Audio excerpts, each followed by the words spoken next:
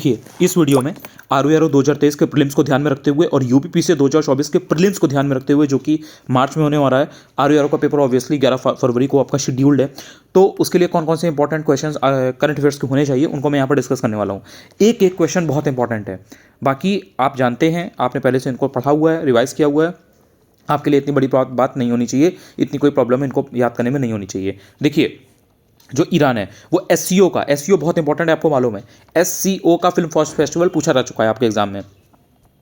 तो जो एससीओ संगठन है यानी कि शंघाई कॉरपोरेशन ऑर्गेनाइजेशन, इसका ईरान परमानेंट मेंबर बन गया है। आपको ध्यान रखना है कि जो ईरान है ना वो एससीओ का 9वां देश है, एससीओ का 9वां देश है ईरान, जो कि परमानेंट मेंबर बना है।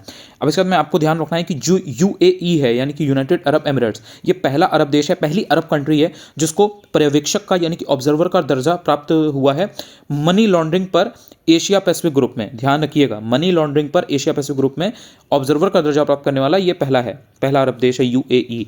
इसके बाद में आपको ध्यान रखना है कि जो इंटरनेशनल टाइगर डे है ये कब मनाते हैं। इंटरनेशनल टाइगर डे 29 जुलाई 2023 को मनाते हैं। इससे रिलेटेड जो रिपोर्ट आई हुई है वो भी इक्वली इंपॉर्टेंट है, वो भी मैंने आपको कराई हुई है, तो उसमें आपको नंबर याद रखना है कि किस स्टेट में सबसे ज़्यादा है या टोटल कितना नंबर इस समय टाइगर की पॉपुलेशन का है।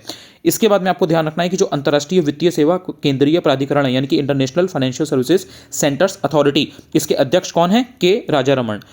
IFSCA इसका फुल फॉर्म भी याद रखिएगा, अब तो फुल फॉर्म भी पूछे जाने लगे हैं, बहुत ज़्यादा बेसिक है, इतना कोई बड़ी बात नहीं है, लेकिन आपको याद रखना है। इंटरनेशनल सर्विसेज सेंटर, जो आपका international financial services centres authority, ये इसका हो जाएगा। आपने इसका अध्यक्ष देख ही लिया है, के राजारमण।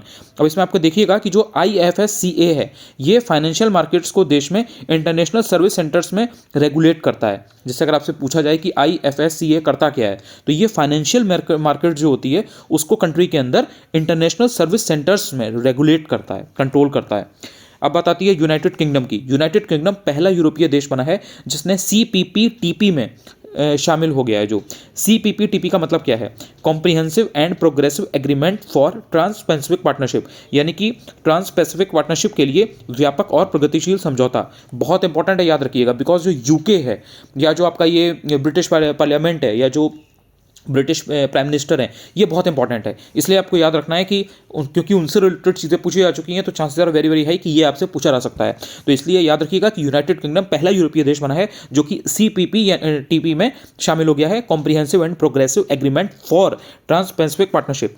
इसके बाद में बात आती है जुलाई 2023 की। जुलाई 2023 में PM मोदी ने विश्व का सबसे बड़ा म्यूजियम यानी कि वर्ल्ड का सबसे बड़ा म्यूजियम न्यू दिल्ली में किया गया है, और इसका नाम क्या है, युगेन भारत राष्ट्रीय संग्रहालय।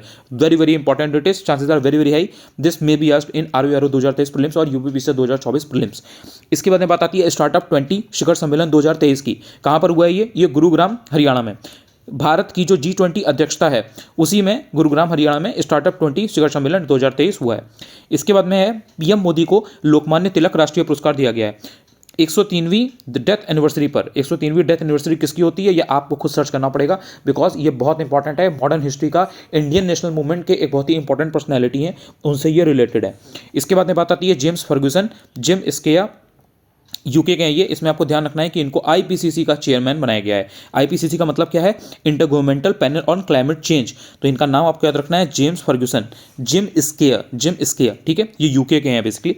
अब आगे नेक्स्ट में है देश भर में वेटनरी प्रोडक्ट्स यानी कि पशु चिकित्सा उत्पादों के लिए ग्लोबल मैन्युफैक्चरिंग सेंटर्स डेवलप करने के लिए नंदी पोर्टल का शुभारंभ किया गया है। नंदी पोर्टल, नंदी का फुल फॉर्म क्या है, NOC approval for new drug and inoculation system. Very very important it is, याद रखिएगा नंदी। मैं फिर से बता देता हूं आपको, NOC approval for new drug and inoculation system.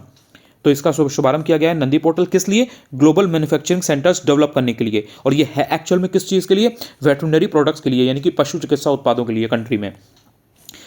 ये बहुत इंपॉर्टेंट क्वेश्चंस थे। आई होप कि अब आपको इनको याद करने में प्रॉब्लम बिल्कुल भी नहीं होगी। अगर आप पहली बार यूट्यूब पर ये वीडियो देख रहे हो तो आप तो चाहो तो चैनल को सब्सक्राइब भी कर सकते हो, डेफिनेटली शेयर भी कर सकते हो। आपको ये वीडियो अच्छा लगा होगा, ऐसी मुझे पूरी उम्मीद है। टेलीग्राम भी आप ज्वाइन कर सकते हो अगर आप चाहो, अनु चतुर्वेदी UPPSC है, लिंक आपको आराम से डिस्क्रिप्शन में भी मिल जाएगा। Thank you so much.